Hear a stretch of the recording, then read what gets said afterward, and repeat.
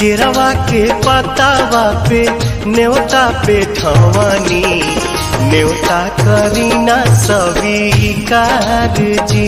हाँ लिहिनाया रख मोर आदित्य गोसाइया परती के सुन ली पुकार जी।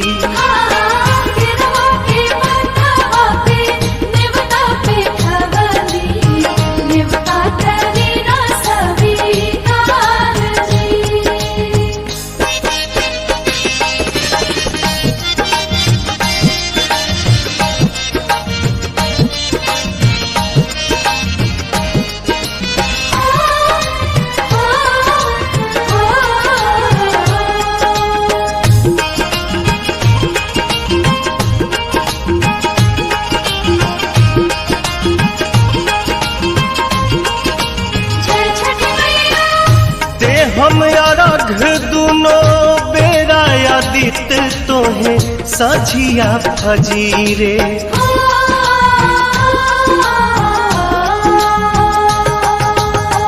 दूसरा अरघ देके मानव आशीष आके गंगा के तीरे।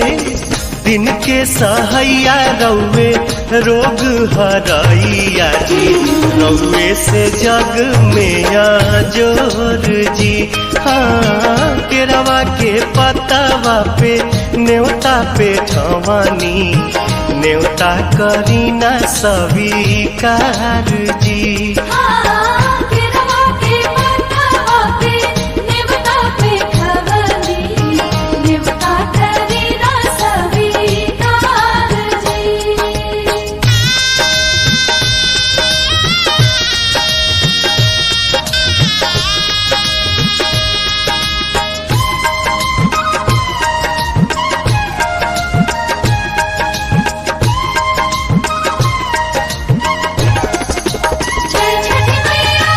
नजरी के कोर से करिले अजोर जग रौवे से जागेला।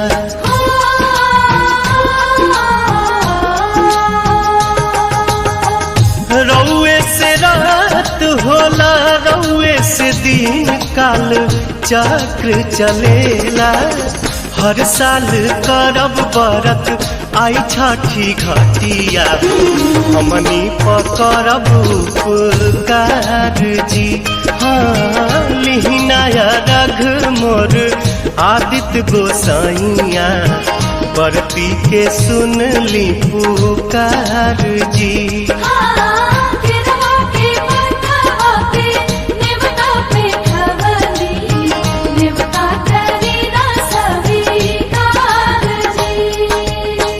केरवा के पतावा पे न्योता पे ठवानी न्योता करीना स्वीकार जी। हाँ लिहिनाया रघ मोर आदित्य गोसाइया परती के सुन ली पुकार जी।